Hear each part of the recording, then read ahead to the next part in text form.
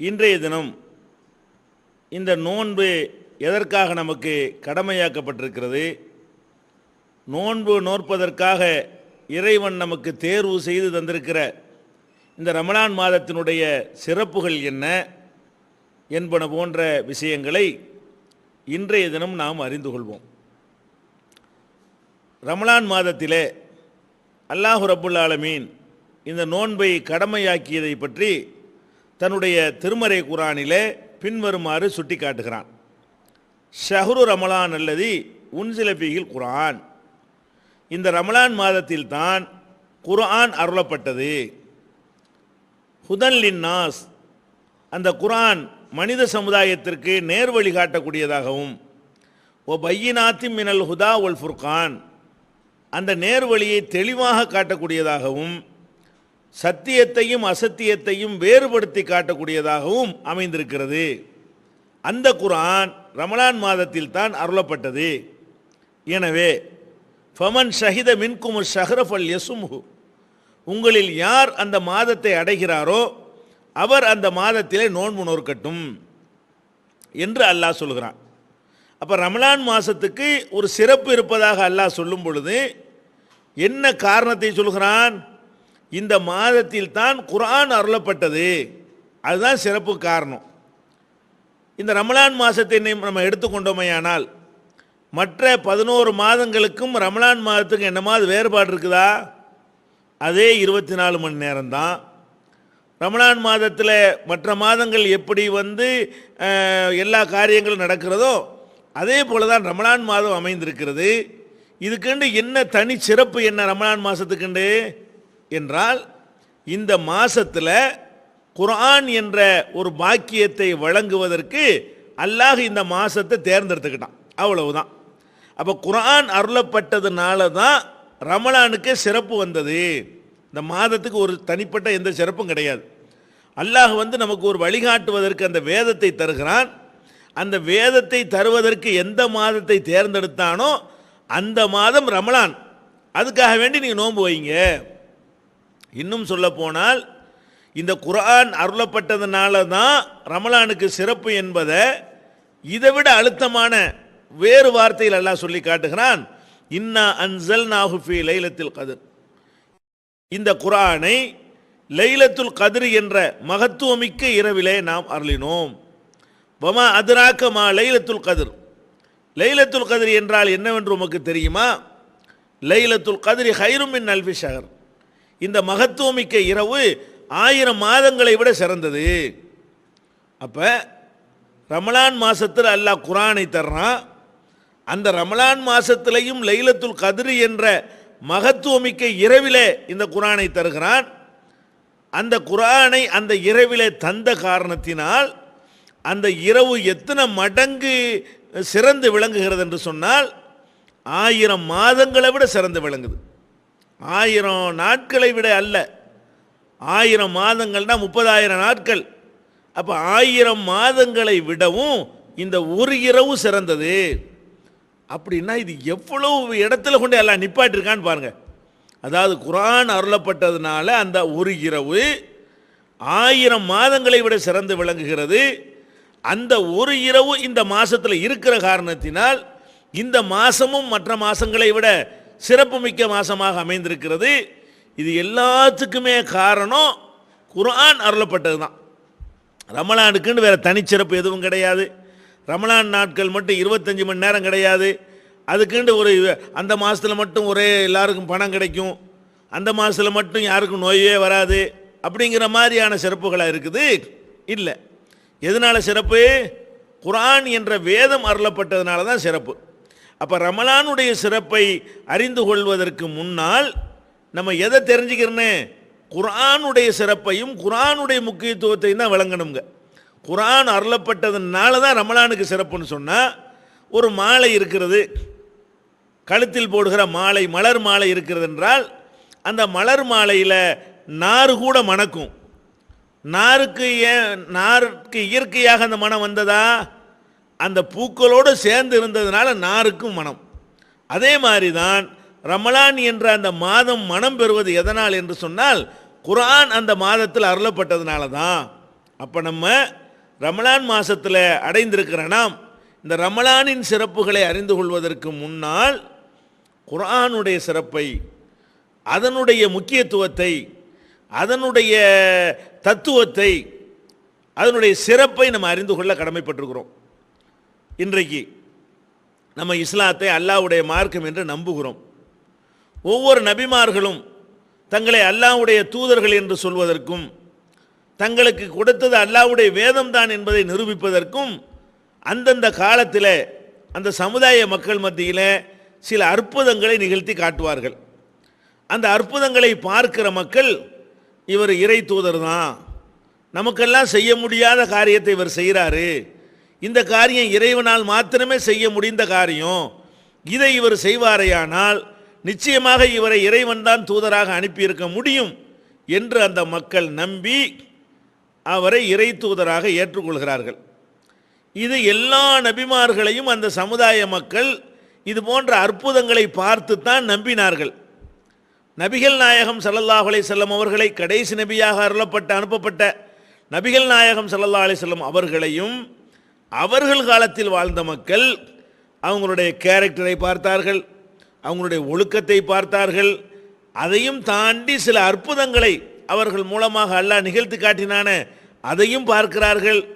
பார்த்துட்டு இது இவர் இறை தூதர் தான், நிச்சயமாக இறைவன் தூதராக இருந்தால் தான் மனிதனுக்கு செய்ய முடியாத ஒன்றிரண்டு காரியங்களை செய்ய முடியும் அப்படின்னு சொல்லி நபிகள் நாயகம் ஸல்லல்லாஹு அலைஹி வஸல்லம் அவங்கள அல்லாஹ்வுடைய தூதர் என்று அந்த மக்கள் நம்பினார்கள். அற்புதங்களை பார்த்து நம்பினாங்க. அதனால் அந்த நம்பிக்கை வலிமையானதாக, உறுதியானதாக, அசைக்க முடியாததாக இருந்தது. நபிகள் நாயகம் காலத்துக்கு பிந்தி வந்த இன்று வரை வாழ்கிற நமக்கும், நமக்கு பின்னால் இனிமேல் வரக்கூடிய மக்களுக்கும் இந்த மாதிரி அற்புதங்களை பார்க்குற வாய்ப்பு இருக்குதா? நபிகள் நாயகத்துக்கு பற்றி நபியே வரமாட்டாங்க, அவங்க தான் கடைசி நபி. அப்போ நபிகள் நாயகம் ஸல்லல்லாஹு அலைஹி வஸல்லம் காலத்திற்கு பிறகு வாழ்கிற நம்ம ஏதோ நம்ம தாய் சொன்னாங்க, தகப்பனார் சொன்னாங்க அப்படிங்கிறதுக்காகத்தான் இஸ்லாத்தை ஏற்றிருக்கிறோம். இவங்க தான் இறை தூதர் என்பதற்கு எந்த ஆதாரத்தை வச்சு நம்ம நம்பணும்? எந்த அற்புதத்தை நம்ம பார்த்தோம்? ஒரு அற்புதத்தையும் பார்க்கல. அப்போ முந்தைய சமுதாயத்துக்கு மட்டும் அற்புதத்தை காட்டி உறுதியான நம்பிக்கை ஏற்படுத்தி இறைவன் நமக்கு மட்டும் அந்த அற்புதத்தை காட்டாமல் விட்டுட்டானே அப்படின்னு நம்ம விரக்தி அடைகிறோம் என்று சொன்னால், அந்த விரக்தியை போக்குவதற்குரிய பெரிய அற்புதம் தான் திருமறை குர்ஆன். நபிகள் நாயகம் ஸல்லல்லாஹு அலைஹி வஸல்லம் சொன்னார்கள், ஒவ்வொரு இறை தூதர்களுக்கும் அல்லாஹ் அற்புதத்தை வழங்கினான்.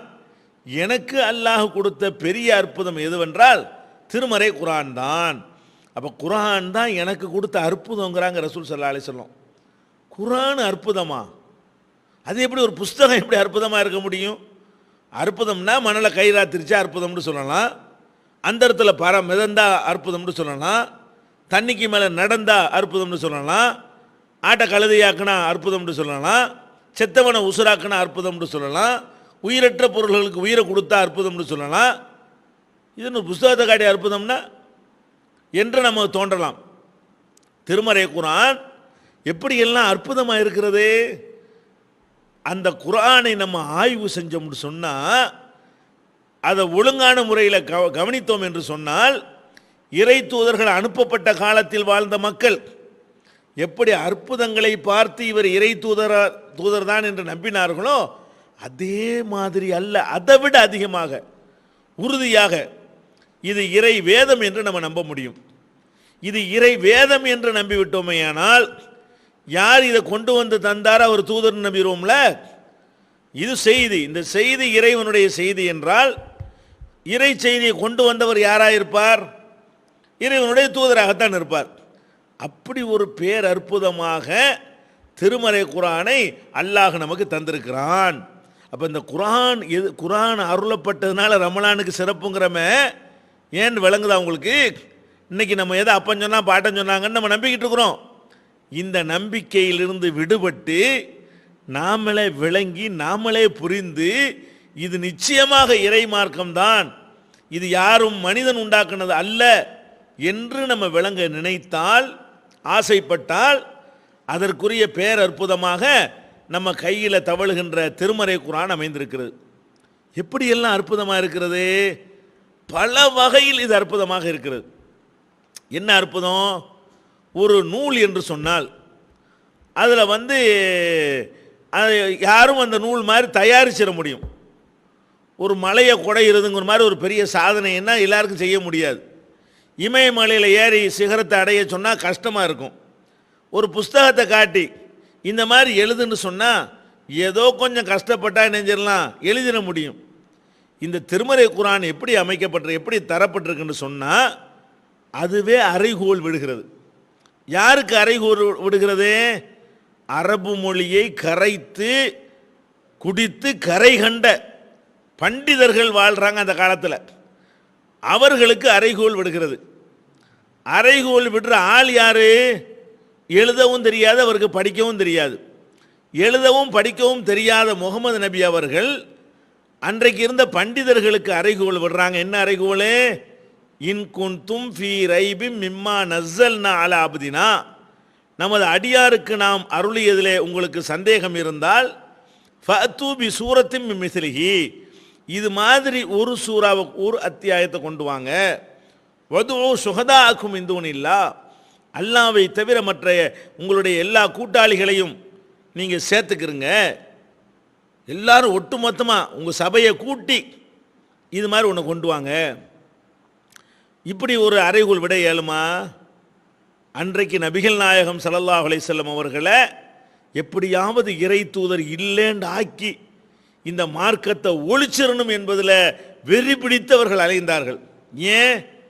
இவர் கொண்டு வந்த மார்க்கத்தினால் அவங்களுடைய ஆதிக்கம் தகர்ந்தது. அவங்களுக்கு ஊழல் பண்ண முடியலை. மனுஷன் அடக்கி அடிமைப்படுத்தி வச்சுருந்தாங்களே, அதுக்கு சாவு மணி அடிக்கப்பட்டது. அப்போ எல்லா வகையான இழப்புகளும் அவர்களுக்கு முகமது நபி அவர்களால் ஏற்பட்டது. அப்போ அவங்களுக்கு ஒரே இலக்கு என்னவா இருந்துச்சு? எப்படியாவது இவரை காலி பண்ணிடணும், இவரை பொய்யராக்கிறணும். ஈஸியான வேலை. என்ன வேலை? ஒரே ஒரு அத்தியாயத்தை தான் கொண்டு வர சொல்கிறாரு. இது மாதிரி நம்ம ஒரு அத்தியாயத்தை கொண்டு வந்துட்டோம்னு சொன்னால், இந்த கொண்டு வந்துட்டு இப்போ என்ன சொல்கிற அப்படின்னு கேட்கலாம். அப்போ மக்கள் மத்தியில் இதை வச்சோம்னு சொன்னால், முகமது கொண்டு வந்த மாதிரி நாங்களும் கொண்டு வந்துட்டோம் அப்படின்னு சொல்லும் பொழுது இஸ்லாமிய வளர்ச்சி தடுக்கப்பட்டிருக்கும். இந்த அறைகூவலை அந்த பண்டிதர்களும் ஏற்க முடியலை, இன்னைக்கு வரைக்கும் எந்த பண்டிதர்களும் ஏற்க முடியலை.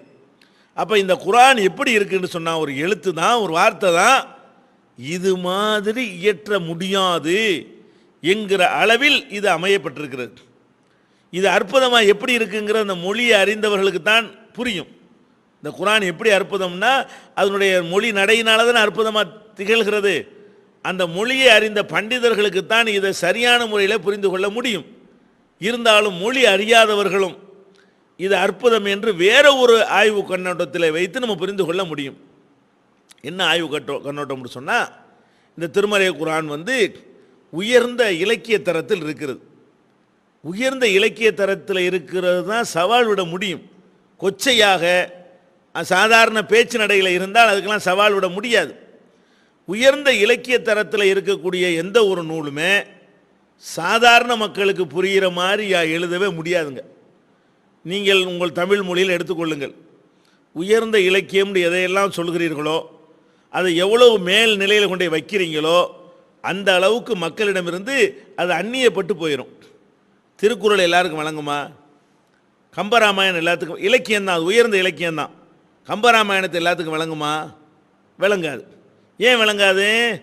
அது விளங்கக்கூடாதுங்கிறதுக்கு பண்டிதர்கள் தங்கள் திறமையை காட்டுவதற்கு எழுதுகிறாங்க. அதனால் எல்லாருக்கும் விளங்காமல் இருந்தால் தான் ஆஹா இப்படி எழுதியிருக்கிறார்களே என்று பிரமிக்க முடியும். திருமறை குர்ஆனை பொறுத்த வரைக்கும் உயர்ந்த இலக்கியமாகவும் இருக்கிறது, அது அனைவருக்கும் புரியவும் செய்கிறது. எழுத படிக்க தெரியாத மக்களுக்கும் புரிந்தது. வேறு மொழி பேசக்கூடியவர்கள் பிழைப்புக்காக மக்காவில் வசித்தார்களே, அந்த மாதிரியான சுஹைபு, பிலாலு, ஹுபைபு போன்றவர்களுக்கெல்லாம் கூட இந்த குர்ஆன் புரிந்தது. எல்லாருக்கும் புரியவும் செய்யுது, உயர்ந்த இடத்துல இருக்கவும் செய்யுது.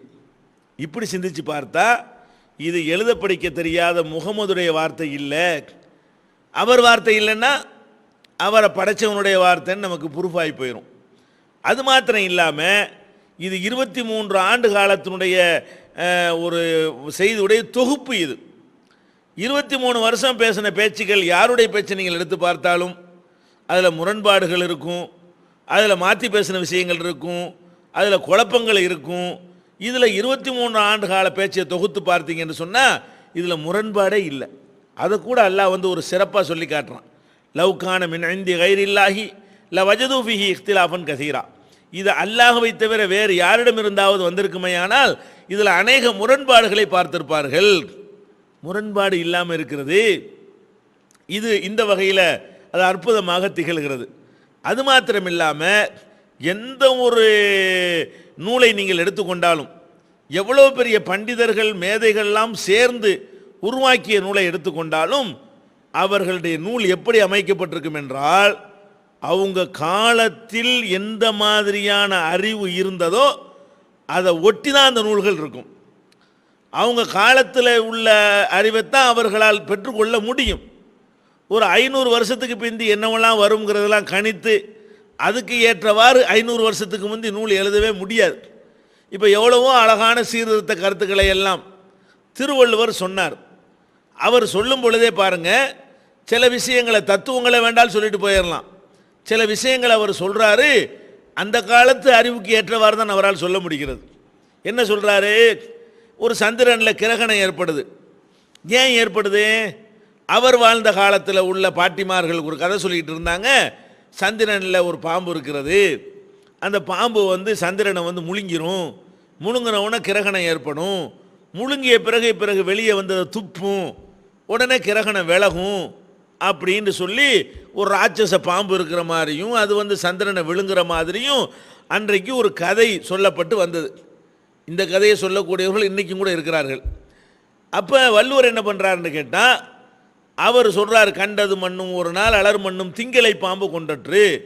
அப்போ சந்திரனை பாம்பு விழுங்கியது போலன்னு சொல்லி வேற ஒரு விஷயத்துக்கு உதாரணம் காட்டும் பொழுது திங்களை பாம்பு கொண்டற்றுங்கிறார். ஏன் அப்படி சொன்னார்? அந்த காலத்து அறிவை கொண்டு அப்படி தான் சொல்ல. நீங்கள் இருந்தாலும் அப்படி தான் சொல்லுவீங்க, நான் இருந்தாலும் அப்படி தான் சொல்லுவேன். அப்போ நபிகள் நாயகம் ஸல்லல்லாஹு அலைஹி வஸல்லம் அவங்க 1400 வருஷத்துக்கு முந்தி உள்ளவங்க. அவங்க காலத்தில் என்ன மாதிரியான சூரியனை பற்றி என்ன அறிவு இருந்ததோ, சந்திரனை பற்றி என்ன அறிவு இருந்ததோ, பூமியை பற்றி என்ன அறிவு இருந்ததோ, மற்ற கோள்களை பற்றி என்ன அறிவு இருந்ததோ, மழையை பற்றி என்ன அறிவு இருந்ததோ, மேகத்தை பற்றி என்ன அறிவு இருந்ததோ, பூமிக்கு அடியில் உள்ள நீரூற்றை பற்றி என்ன அறிவு இருந்ததோ, கடலை பற்றி என்ன அறிவு இருந்ததோ, காற்றை பற்றி என்ன அறிவு இருந்ததோ, அந்த அறிவை வச்சு தானங்க முகமதுக்கு பேச முடியும். 1400 வருஷத்துக்கு முன்னாடி அந்த சமூகத்தில் எந்த மாதிரியான அறிவு இருந்ததோ அந்த அறிவுக்கு தகுந்தவாறு தான் அந்த காலத்தில் வாழ்ந்த எந்த ஒரு பண்டிதருக்கும் பேச முடியும். பெரிய கரை கண்ட விற்பனராக இருந்தால் கூட அவர் காலத்து நம்பிக்கையை தாண்டி என்ன செய்ய முடியாது, பேசவே முடியாது. ஆனால் திருக்குறானை நீங்கள் எடுத்து பார்த்தீர்களே, ஆனால் 14 நூற்றாண்டுக்கு முன்னாடி ஒரு காட்டுமிராண்டி சமுதாயத்தில் நிலவிய நம்பிக்கை அது பிரதிபலிக்கிறதா, அல்லது இந்த 20ஆம் நூற்றாண்டுக்கு சவால் விடக்கூடிய விஷயங்களை எல்லாம் முன்கூட்டியே சொல்லக்கூடிய வகையில் தரப்பட்டிருக்கிறதா? இது ஒன்று பத்தாத அல்லாஹ்வுடைய வேதம்ங்கிறதுக்கு. 14 நூற்றாண்டுக்கு முன்னாடி பூமி உருண்டேன்னு எவனாவது கற்பனை பண்ண முடியுமா?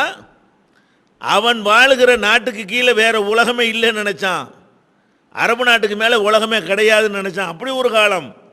அப்போ அந்த மாதிரியாக வாழ்ந்த ஒரு காலத்தில் வந்து பூமி உருண்டே என்று திருமறை குர்ஆன் பல இடங்களில் அழுத்தம் திருத்தமாக சொல்கிறது. உருண்டேன்னு மட்டும் சொல்லலை, அது சுழல்கிறது. குல்லுன் ஃபி ஃபலக்கின் யஸ்பஹூன், எல்லா கோள்களும் தங்களுடைய பாதைகளில் நீந்தி கொண்டு இருக்கின்றன, சுற்றி வருகின்றன. கோள் என்று சொல்லுகிறது, சுத்துதுன்னு சொல்லுகிறது, சுழலுது என்று சொல்லுகிறது. அதே மாதிரி வந்து சூரியன் ஓடுகிறதுன்னு சொல்லுகிறது, சூரியனை தொடர்ந்து மற்றவைகள்லாம் ஓடிக்கொண்டிருக்கின்றன அப்படின்னு சொல்லுகிறது. இப்படி எந்த ஒரு மேற்ற சூரியனை பேசினாலும், அது சந்திரனை பற்றி பேசினாலும், எவ்வாறு மழை பொழிகிறது என்று பேசினாலும், எவ்வாறு விண்மீன்கள் கண் சிமிட்டுகின்றன என்று பேசினாலும், கடலுக்கு அடியிலே உள்ள பேரலைகளை பற்றி பேசினாலும், கடலில் இருக்கக்கூடிய இருள்களை பற்றி பேசினாலும், எதை பேசினாலும் இன்றைக்கு ஒரு விஞ்ஞானி எடுத்துக்கொண்டு இது என்னையா காட்டு மிராண்டித்தனமாக இருக்குது என்று ஒன்று காட்ட இயலாது. இது எப்படி இது முடியும்? 14 நூற்றாண்டுக்கு முந்தி எழுதப்பட்ட வழங்கப்பட்ட ஒரு புஸ்தகத்தில் உள்ள செய்தியை இன்னைக்கு வந்துக்கிட்டு விளக்கெண்ணையை ஊற்றிக்கிட்டு தேடி தேடி பார்த்தா கூட அதில் ஒரு தப்பு கண்டுபிடிக்க முடியலையே. இது இந்த அறிவியலுக்கு மாற்றம், இந்த உண்மைக்கு மாற்றம்னு சொல்ல முடியலை. எப்படி இந்த உலகமெல்லாம் படைக்கப்பட்டது, எல்லாம் ஒன்றா இருந்துச்சுட்டான். ஒன்றா இருந்து ஒரு பெருசாக ஒரு வெடிப்பு வந்துச்சான். வெடிப்பு வந்தோடனே தூள் தூளாக எல்லாம் செதறி போச்சான். தூள் தூளாக செதறினதெல்லாம் சேர்ந்து ஆங்காங்கே அப்படி திட்டாக இருந்தெல்லாம் சேர்ந்து சேர்ந்து உருண்டை உருண்டையாக ஆணிச்சான். அப்படி ஆயி சூரியன் ஒரு பக்கம், சந்திரன் ஒரு பக்கம், செவ்வாய் ஒரு பக்கம், இப்படி கோள்கள்லாம் உருவாச்சு. இப்படியெல்லாம் இந்த உலகம் இப்படித்தான் தோன்றி இருக்க முடியும் என்று ரொம்ப கஷ்டப்பட்டு கண்டுபிடித்து சொல்கிறான். இது தெளிவான வார்த்தையில் குர்ஆன் பேசுத. இன்ன சமாவாத்தி ஒல்லறத காணத்தாரத்த கண் ஃபதக்னாகுமா, வானங்கள் பூமி எல்லாம் அப்படி ஒன்றாக அடைக்கப்பட்டு ஒன்று சேர்க்கப்பட்டு இருந்தது, அதை பிச்சு எடுத்தோம். இவன் பெருவெடிப்புங்கிறான், அல்ல பிச்சு எடுத்தோங்கிறான், பீத்தெடுத்திருக்கிறோங்கிறான். இது எப்படி இப்போ 1400 வருஷத்துக்கு முந்தின காட்டுமிராண்டி காலத்தில் இது எப்படி சொல்ல முடியும்? கடலுக்கு மேலே அலை இருப்பதை நம்ம பார்க்கிறோம். கடல் பிரயாணம் செய்யாத முகமது நபிக்கு கடலுக்கு அடியிலையும் பேரலைகள் இருக்கிறது என்பதை எப்படி சொல்ல முடியும்? இன்னைக்கு சுனாமி வந்த பிறகு கடலுக்கு அடியிலையும் அலை வருங்கிறத சொல்கிறான். அதுக்கு முன்னாடி கூட இது பரவலாக மக்களால் அறியப்பட்டதாக இருக்கலை. இதை எப்படி அவர் சொன்னார்? இப்படின்னு சொல்லி எதை பற்றி எடுத்துக்கொண்டாலும் சரி, அதில் 14 நூற்றாண்டுக்கு முந்தின பேச்சாகவே இல்லை, ஒன்றுமே இல்லை. எல்லாமே ஏதோ இன்னைக்கு இந்த காலத்தில் வாழ்ந்த ஒரு பெரிய அறிஞர் மேதை சொல்வார், அதை விட சூப்பராக சிறப்பாக இந்த செய்திகளை குர்ஆன் சொல்கிறது. அப்போ இது அற்புதமாக இல்லையா? இந்த அற்புதத்தை காணும் பொழுது இது கண்டிப்பாக இது முகமது நபி சொல்லி இருக்க முடியாது.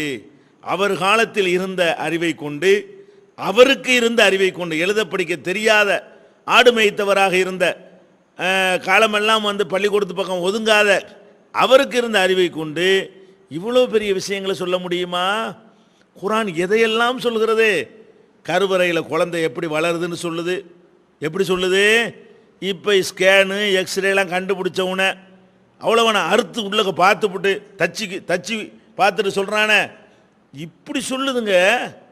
இது எப்படி முகமது நபி தெரியும்? குழந்தையுடைய கருவளர்ச்சியை பற்றி பேசினாலும் அப்படி தான் பேசுகிறது, எப்படி மழை உண்டாகுதுன்னு பேசினாலும் அப்படி தான் பேசுகிறது, எப்படி நிலத்தடி நீர் சேமிக்கப்படுகிறது என்று பேசினாலும் அப்படி தான் பேசுகிறது. இப்படி எல்லா விஷயங்களையுமே ஒரு 20ஆம் நூற்றாண்டு விஞ்ஞானி பேசுவதை விட சிறப்பாக குர்ஆன் பேசுகிறது என்று சொன்னால், அப்போ இது எவ்வளோ பெரிய பாக்கியம். இந்த குர்ஆன் தான் நம்ம அல்லாஹ்வை நம்புறதுக்கும், இது இறைவன் ஒருவன் என்ற இது இறை வேதம்னு நம்பினால் இறைவனை நம்பிடுவோம். இறைவனை நம்பினால் நம்முடைய மறுமை வாழ்க்கை சிறந்து விளங்கும். அப்போ மற்ற சமுதாய மக்கள் எப்படி நபிமார்களுடைய அற்புதங்களை பார்த்துவிட்டு உறுதியாக நம்பினார்களோ, அந்த மாதிரியான நம்பிக்கை நமக்கு வருவதற்கு எது காரணமாக திகழுது?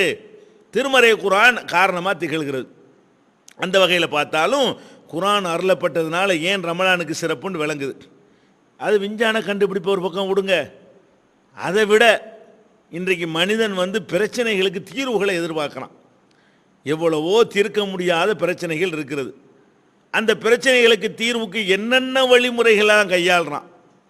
இஸ்லாம் அப்படி போகிற போக்கில் சொல்லிட்டு போகிற தீர்வுக்கு நிகராக இவங்களுக்கு தீர்வு சொல்ல முடியலை.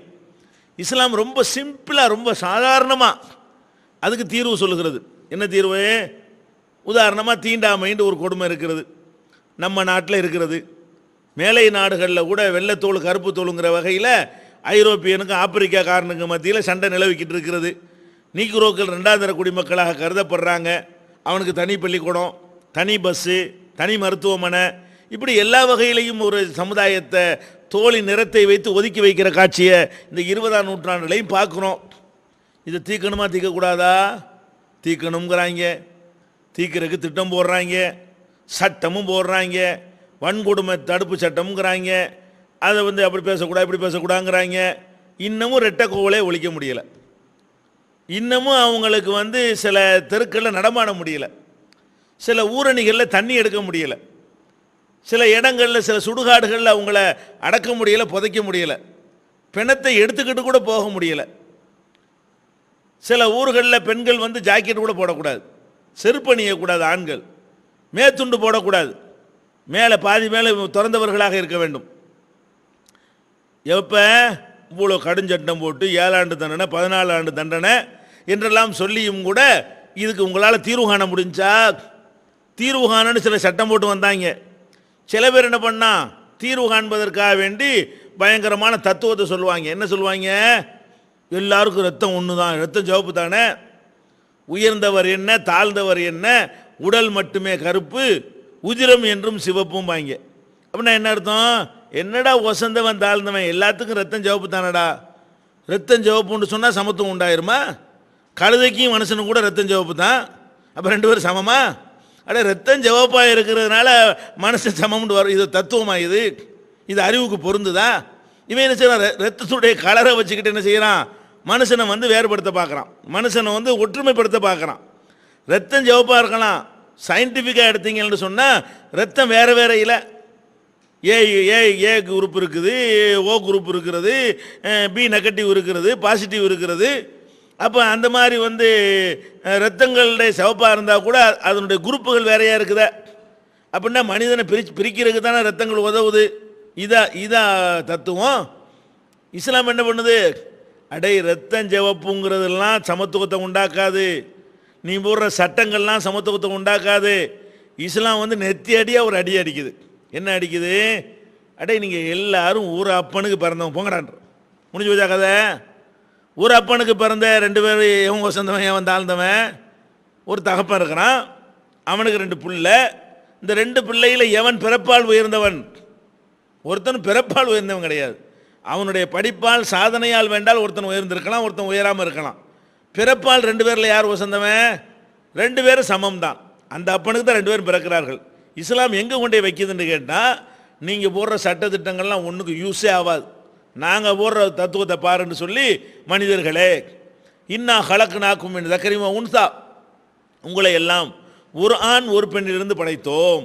அப்போ நம்ம இன்னைக்கு வந்து 600 கோடி மக்கள் இருக்கிறோம்னு சொன்னால், கொஞ்சம் காலத்துக்கு முன்னாடி 500 கோடி இருந்திருப்போம், இன்னும் கொஞ்சம் காலத்துக்கு முன்னாடி 400 இருந்திருப்போம், இன்னும் கொஞ்சம் காலத்துக்கு முன்னாடி 300 கோடி இருந்திருப்போம், இன்னும் கொஞ்சம் காலத்துக்கு முன்னாடி 100 கோடி இருந்திருப்போம், இன்னும் கொஞ்சம் காலத்துக்கு முன்னாடி 10 கோடி இருந்திருப்போம், இன்னும் கொஞ்சம் காலத்துக்கு முன்னாடி 1 கோடி இருந்திருப்போம், இன்னும் கொஞ்சம் முன்னாடி போனீங்கன்னா 1 லட்சம் இருந்திருப்போம், இன்னும் கொஞ்சம் முன்னாடி போயின்னா 1000 பேர் இருந்திருப்போம், இன்னும் கொஞ்சம் முன்னாடி போனீங்கன்னா 50 பேர் இருந்திருப்போம், இன்னும் கொஞ்சம் முன்னாடி போனால் 5 பேர் இருந்திருப்போம், இன்னும் கொஞ்சம் முன்னாடி போனால் 5 பேரையும் பெத்தெடுத்தா 2 பேர் இருந்திருப்பாங்க. அதுக்கு முந்தி ஒன்றும் இல்லை. அப்போ நம்ம என்ன வழங்குறோம்? நீ என்ன மதத்துக்காரனாயிரி, என்ன மொழிக்காரனாயிரி, எந்த தேசத்துக்காரனாயிரி, என்ன மாதிரியான பழக்க வழக்கம் உள்ளவனாயிரி, எல்லாருக்கும் யார் அப்பன்? ஒரு தாய் தந்தையிலேருந்து பிறந்தவர்கள் வந்து நான் பிறப்பில் நான் வசதி நீ மட்டங்கிறீங்களடா, இது சரியாடான்னு சொல்லி பேசிக்கை வச்சு அடிக்குது இஸ்லாம். நெத்தி அடியில் போச்ச, தீண்டாமையெல்லாம் ஓடி போச்ச, அண்ணன் தம்பி ஆகிட்டாங்களே. ஓ, நம்ம எல்லாரும் ஒரு தகப்பனுக்குத்தான் அனைவரும் பிறந்தோம்ங்கிறத நீங்கள் ஒத்துக்கொள்ளாத வரைக்கும் நீங்கள் என்ன சட்டம் போட்டாலும் உங்களால் தீண்டாமை ஒழிக்க முடியாது. இஸ்லாம் ஒழிச்சு காட்டு. ஜனாதிபதியாக இருந்தாலும் அவர் லேட்டாக வந்தால் கடைசிலாம் நிற்கணும். அப்போ வந்து அந்த மாதிரியான சகோதரத்துவம் ஒரு வரிசையில் நிற்பதாக இருந்தாலும் வந்தவன் முந்தி, 2வது வந்தவன் 2வது. நீ என்ன குலம் என்ன கோத்திரம் தெரியவே தெரியாது. பள்ளி வாசலில் போய் நம்ம தொழுகிறோம், எந்த மாதிரி மாற்றுகிறது? நமக்கு பக்கத்தில் இந்த பக்கம் யார் நின்றா இந்த பக்கம் யார், ஏன் தெரியலை?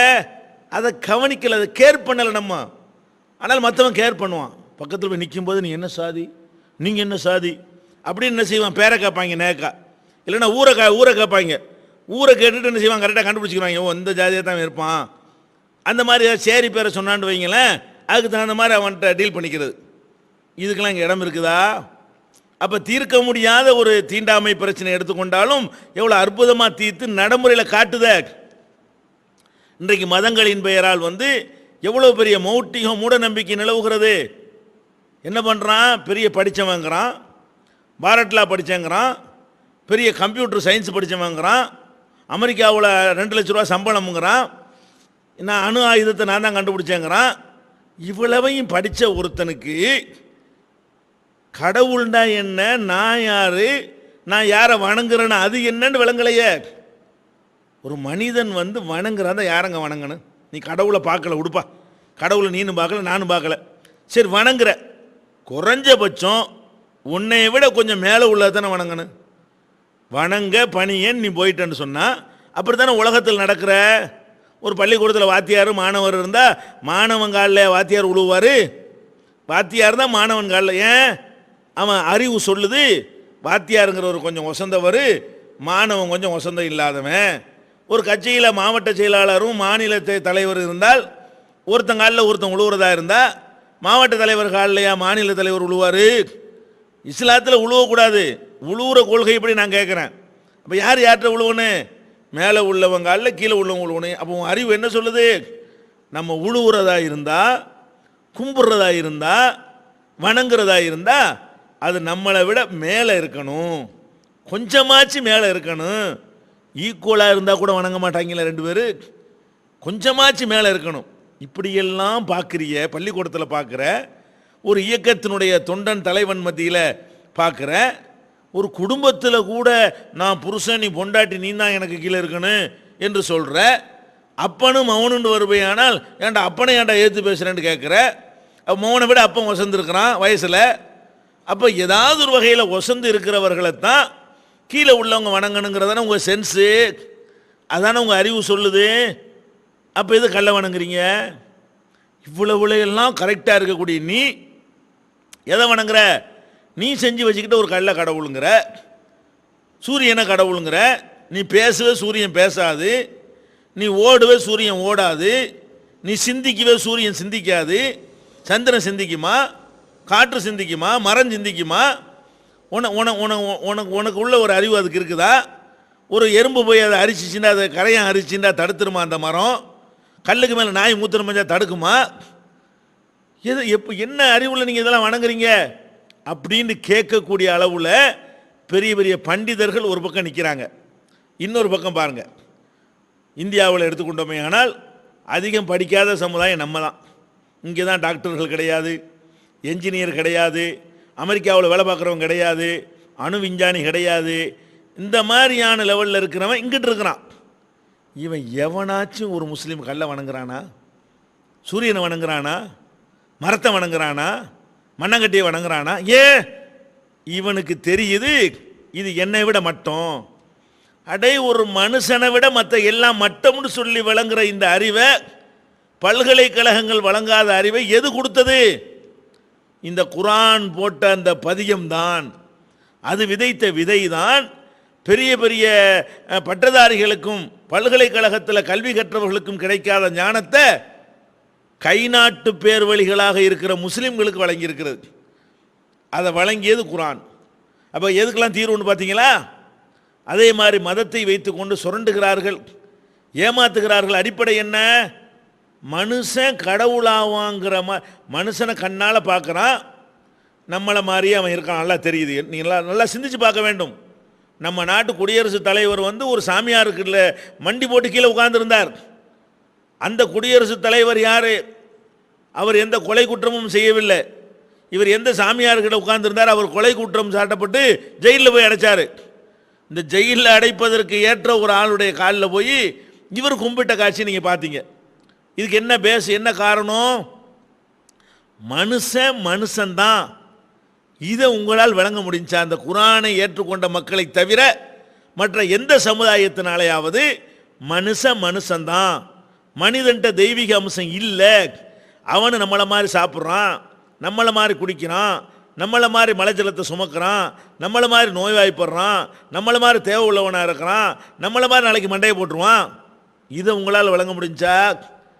இஸ்லாத்தில் உள்ள விளங்குறானே, அந்த விளக்கத்தை இஸ்லாம் கொடுக்குதே, குரானை நம்பிய மக்களுக்கு கிடைக்குதே. அப்போ நம்ம என்ன விளங்குறோம் இதிலிருந்து? திருமறை குரான் என்ற இந்த பொக்கிஷத்தின் மூலமாகத்தான் உலகத்தில் பல்கலைக்கழகங்கள் வழங்காத ஒரு அறிவை நாம் பெறுகிறோம்.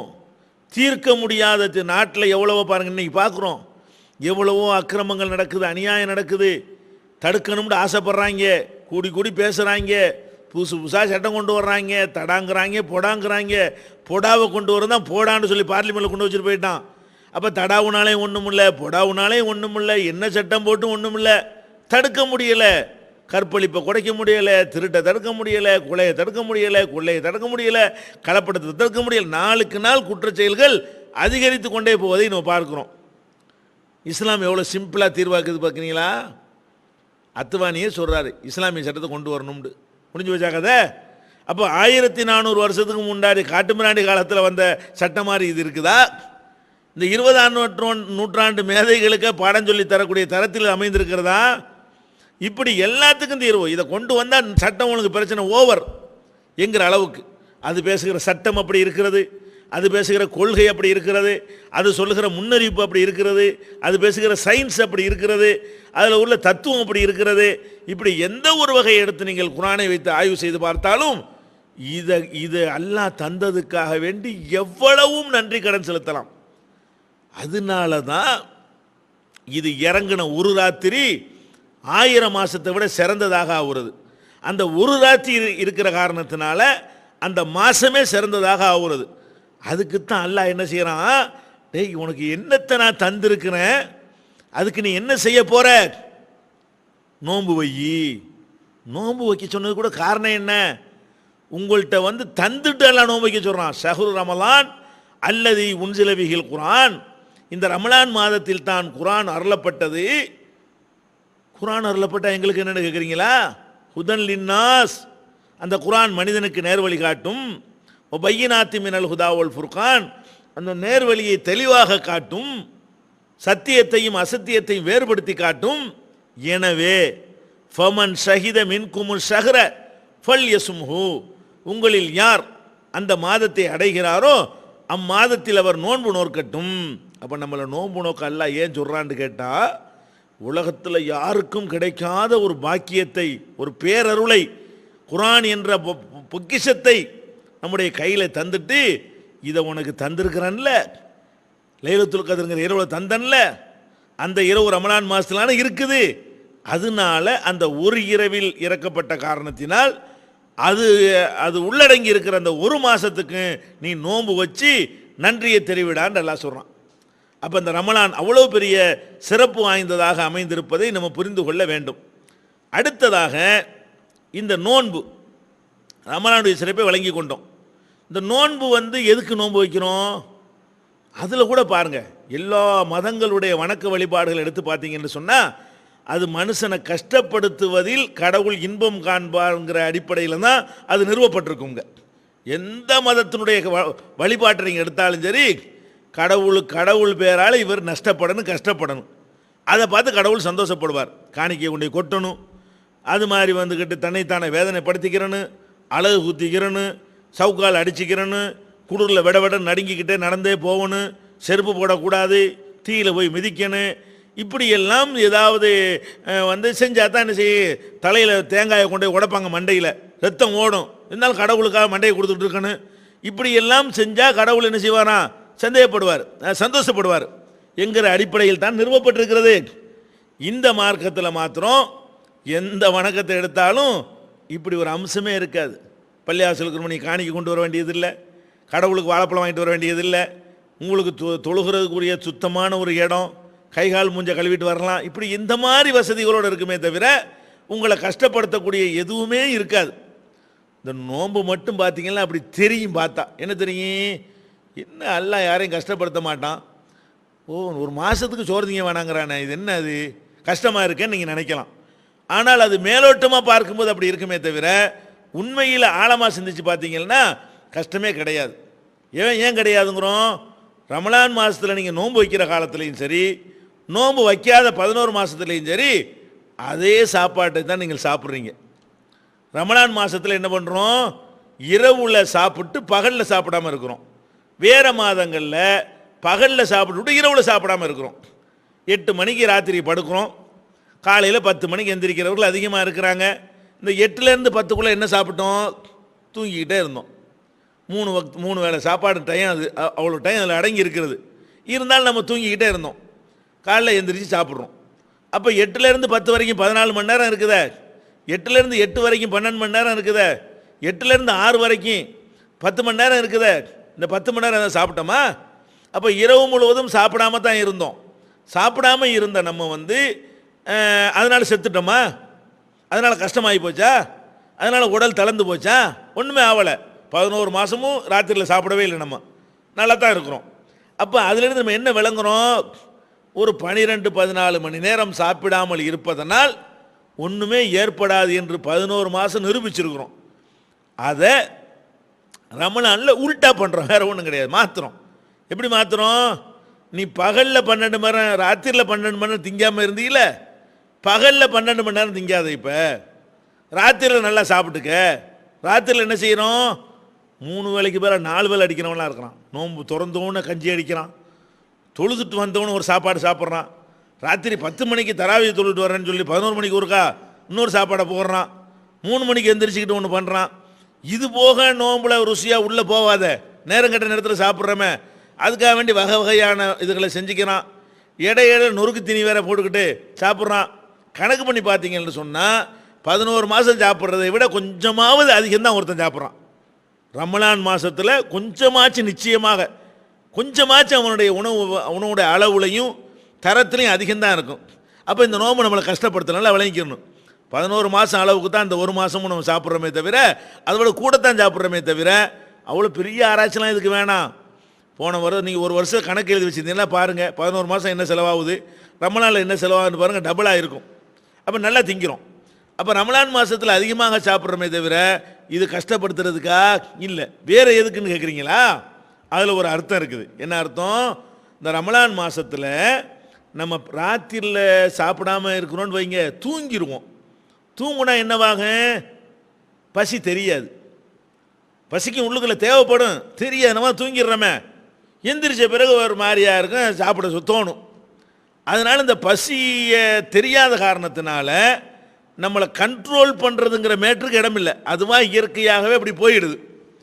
ரமலானில் என்ன நடக்குதுன்னு கேட்டால், பகலில் சாப்பிடாமல் இருக்கிறதுனால காலையில் சாப்பிட்டு பழகிருப்போம். காலை நேரம் வந்தவொடனே 4 இட்லி சாப்பிட்டா நல்லா இருக்குமேனு தோணும். நம்ம என்ன செய்வோம்? அம்மாடி எல்லாம் சாப்பிடக்கூடாதுட்டானே, கண்ட்ரோல் பண்ணுறோம். பசிக்குது, கண்ட்ரோல் பண்ணுறோம். மத்தியானம் ஆனவுடனே போன மாதம் சாப்பிட்ற யாபத்துக்கு வரும், இது சாப்பாட்டு நேரமில்ல அப்படிங்கிற யாபம் வந்தவொடனே மத்தியானம் சாப்பிடணும்னு முடிச்சுக்கிட்டு இருக்கிறோம் தோணும். உடனே என்ன செய்வோம்? இல்லையா, எல்லாம் சாப்பிடக்கூடாதுட்டானே, எப்படி சாப்பிட்றது? அதை கண்ட்ரோல் பண்ணிக்கிறோம். அப்போ அந்த 2 வேளை உணவையும் நம்ம முழிச்சுக்கிட்டு இருக்கிற காரணத்தினால, ஏற்கனவே சாப்பிட்டு பழகிய காரணத்தினால நம்ம உடம்பு கேட்குது, கேட்குறத நம்ம விளங்குறோம். விளங்கி என்ன செய்கிறோம்? அந்த நப்ஸை ஆசையை அடக்குறோம், கண்ட்ரோல் பண்ணுறோம். முடியாது, தரமாட்டேன். பசிக்குதா? தர முடியாது. ஏன் தர முடியாது? என் இறைவன் சாப்பிட வேண்டாம் என்று சொல்லிவிட்டான், நான் தரமாட்டேன். எனக்கு பசிக்கிறது, தரமாட்டேன். உனக்கு நான் அடிபணிய மாட்டேன், எனக்கு நீ அடிபணியன் என்று சொல்லி ஒவ்வொருவனும் தன்னுடைய மனோ இச்சையை அடக்கி மிதித்து அதுக்கு பயிற்சி கொடுக்குறான். இந்த பயிற்சியை எடுத்துக்கொண்ட ஒருவன் என்னவாவான்? வெளியில் அவனுடைய எதிர்கால வாழ்க்கை பிரகாசமாக அமைஞ்சிருங்க. அல்லாஹ் குர்ஆனில் இதை சொல்லி காட்டுறான். யா அய்யுஹல்லதீன ஆமனு, நம்பிக்கை கொண்ட மக்களே, குத்திப அலைக்குமுஸ் ஸியாம், நோன்பு உங்கள் மீது கடமையாக்கப்பட்டுள்ளது. கமா குத்திப அலல்லதீன மின் கபலிக்கும், உங்களுக்கு முன்னர் வாழ்ந்த சமுதாயத்தின் மீது கடமையாக்கப்பட்டது போலவே உங்கள் மீது கடமையாக்கப்பட்டுள்ளது. லஅல்லக்கும் தத்தகூன், நீங்கள் இறையச்சமுடையவர்களாக திகழ்வதற்காக. அப்போ இந்த நோன்பு எதுக்கு கடமைன்னு கேட்டால், நம்ம இந்த பகல் நேரத்தில் நமக்கு பசிச்சு சாப்பிடணும்னு நமக்கு தோணி சாப்பிட மாட்டோம்னு நம்மளை கண்ட்ரோல் பண்ணோம்னு சொன்னால், அது எதுக்காக கண்ட்ரோல் பண்ணோம்? உலகத்துக்காக வேண்டியா? உலகத்தில் யாருமே பார்க்காட்டி சாப்பிட்ருப்போமா? சாப்பிட்ருக்க மாட்டோம். ரமலான் மாதத்தில் ஒருத்தர் நம்மளை பார்க்காவிட்டாலும், நம்ம மட்டும் தனியாக இருந்தாலும், யாருமே பார்க்காத ஒரு காஃபிர்கள், முஸ்லீம் அல்லாத மக்கள் வாழ்கிற ஒரு ஊருக்கு நீங்கள் போய் இறங்கினாலும், நோன்பு வைத்திருந்தீர்களேயானால் நீங்கள் சாப்பிடுவீங்களா? சாப்பிட மாட்டீங்க. ஏன்? இறைவன் தடுத்துட்டான். சரி, இறைவன் தடுத்தா என்ன, யார் உங்களை பார்க்க போகிறா? இறைவன் பார்ப்பான். அப்போ இறைவன் தடுத்திருக்கிற காரியத்தை இறைவன் பார்ப்பான் என்பதற்காக நம்ம தவிர்த்து 1 மாதம் பழகினோம் என்று சொன்னால், இந்த உணர்வுகளை மனசிலே வைத்து கொண்டு அப்படி பழகினோம் என்று சொன்னால், பள்ளிவாசலுக்கு அந்த ரமலான் முடிந்த பிறகு உள்ள வாழ்க்கையில் என்ன செய்வோம்? நம்முடைய வாழ்க்கை அல்லாஹ்வுக்கு பயந்து பயந்து நடக்கும். வெளியில் வர்றோமா, கலப்படம் பண்ணணும்னு தோணும், ஒரு பொருளை காட்டி ஒரு பொருளை விற்கிறதுக்கு தோணும், அளவு நிர்வாகிகள் மோசடி பண்ணுறதுக்கு தோணும், வாங்கின கடனை கொடுக்காமல் இருக்கிறதுக்கு தோணும், கொள்ளையடிக்க தோணும், திருட தோணும்.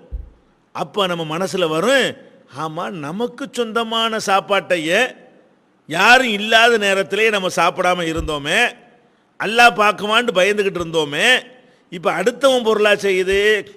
இந்த 50 கிராம் நம்முடையது இல்லையே, இந்த கலப்படம் பண்ணது நம்முடையது இல்லையே, இந்த வாங்கின கடன் நம்முடையது இல்லையே, அடுத்தவன் பொருளாச்சே, அது எப்படி நம்ம சாப்பிட்றது?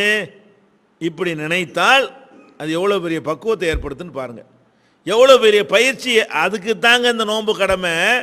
சோத்தை மிச்சப்படுத்துறதுக்காக வேண்டிய அல்லாஹ்வுடைய கஜானாவெல்லாம் குறைஞ்சி போச்சு, கொஞ்ச நேரம் சாப்பிடாமல் இருந்து மிச்சப்படுத்துங்க, அதுக்காக கடமையாக்கப்பட்டிருக்கு இல்லை. நபிகள் நாயகம் ஸல்லல்லாஹு அலைஹி வஸல்லம் அவங்க இந்த தத்துவத்தை அழகாக சொல்லி தர்றாங்க. எப்படி சொல்கிறாங்க? மல்லம் யத கௌல ஜூர் ஒல் அமல பிஹி, யார் ஒருத்தன் வந்து பொய்யான சொற்களையும் தீய செயல்களையும் விட்டு விலகவில்லையோ நோன்பு வச்சுக்கிட்டு, ஃபலைஸலில்லாஹி ஹாஜத்துன் ஃபி ஐயத தாமஹு வ ஷராபஹு, அவன் உண்ணாமல் பருகாமல் இருப்பதில் அல்லாஹ்வுக்கு தேவையில்லை.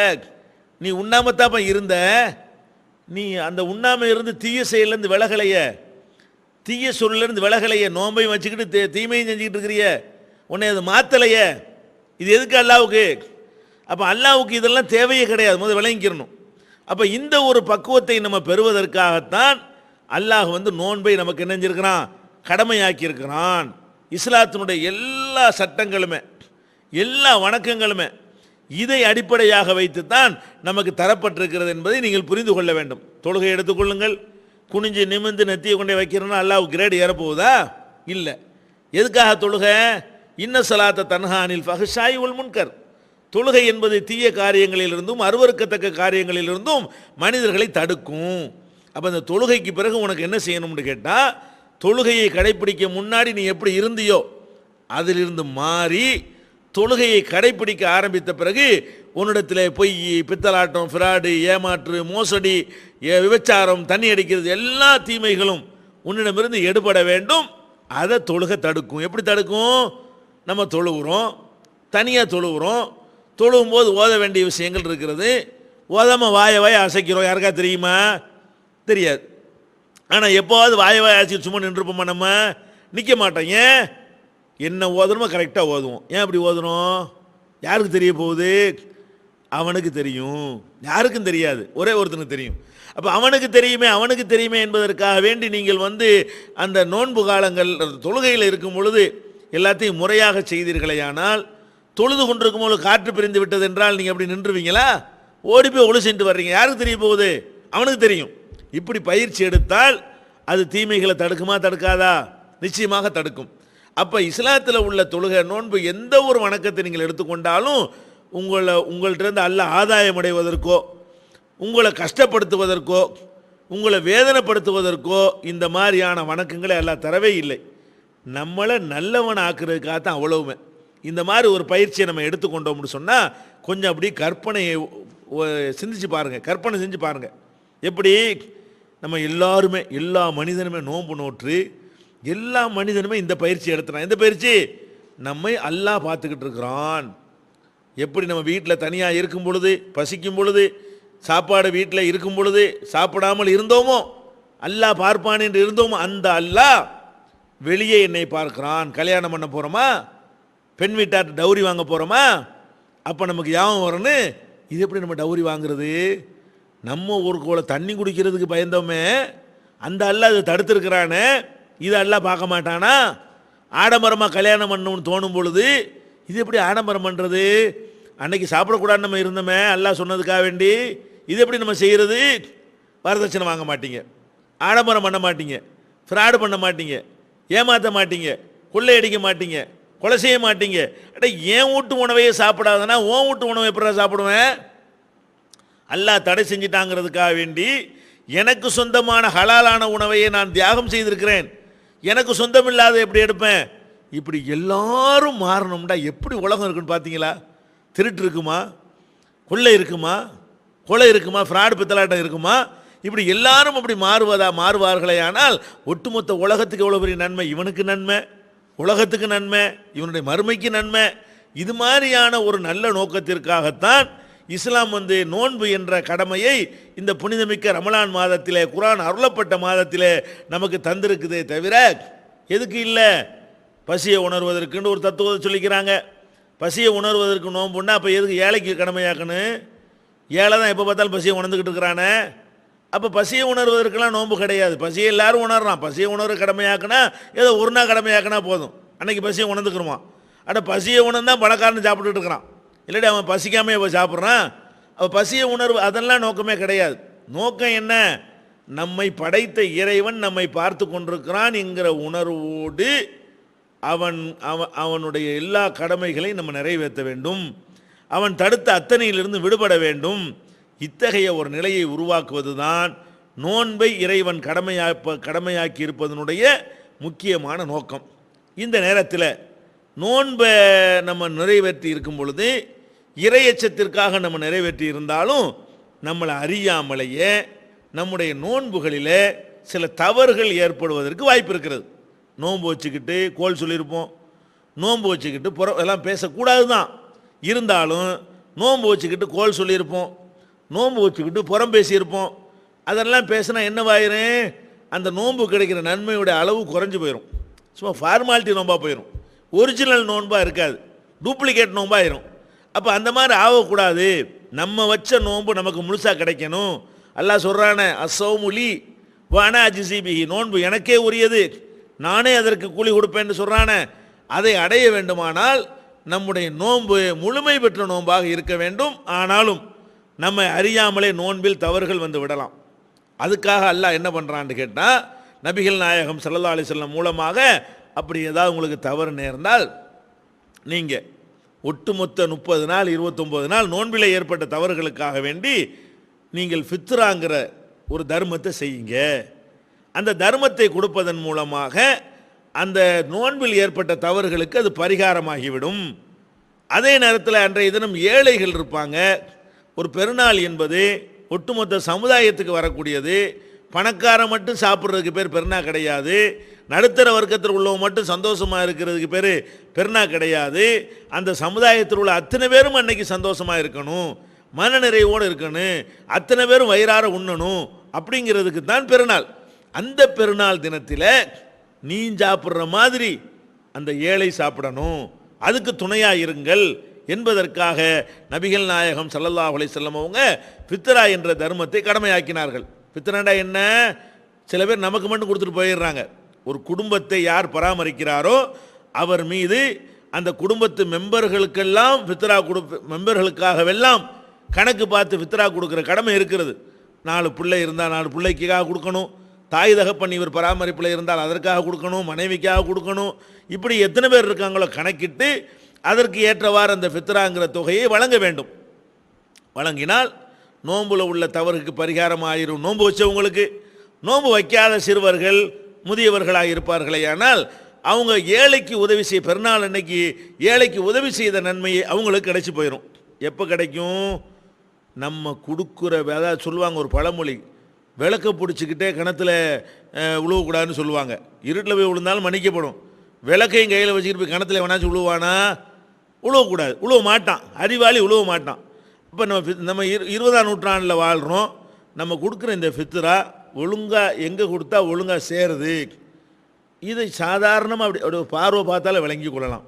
இப்போ இன்றைக்கி தமிழ்நாட்டை எடுத்துக்கொண்டீர்களேயானால் உங்கள்கிட்ட பலரும் ஃபித்ரா கேட்குறாங்க. தமிழ்நாடு தௌஹீத் ஜமாத்தும் கேட்குது. நாங்கள் கேட்டு வாங்கி என்ன செய்கிறோம்? அதில் ஒரு பைசாவை கூட இந்த ஜமாத்தில் ஒரு டேபிள் வாங்குவதற்கோ, ஒரு மைக் வாங்குவதற்கோ, இந்த மாதிரி ஒரு பூ செட்டு வாங்குவதற்கோ நாங்கள் பயன்படுத்த மாட்டோம். அந்த ஃபித்ராவை வாங்கணும்னு சொன்னால் வாங்கி அப்படி கொடுக்குற வேலை மட்டும்தான். எவ்வளோ கொடுக்குறீர்களோ அதை அப்படியே நாங்கள் திரட்டி ஏழைகளுக்கு விநியோகிக்கிறோம். 27 லட்சம் ரூபாய் சென்ற ஆண்டு கொடுத்தீர்கள்.